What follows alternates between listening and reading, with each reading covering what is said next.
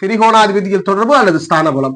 மிதுனத்துல ஜனனிச்சிருக்கிறீங்க, பணம் கொடுக்கக்கூடிய ஆதிபத்தியம் பணபரஸ்தானம், 2ஆம் இடம் கஜானாவை குறிக்கக்கூடிய கடகமடை, 5ஆம் இடம் அதிர்ஷ்ட பணம், கிஃப்ட், லக்ஸரிஸ், ஏதாவது ஒருத்தர் அன்பளிப்பா கொடுக்கக்கூடிய பணங்களை இது துலாமனை குறிக்கிறது. எதிர்பாராமல் வெளியில் சொல்லக்கூடிய அந்த பெருமணம், பெரியட்டில் பிறருடைய சொத்து சுகங்களை குறிக்கிறது மகரமனை வருகிறது.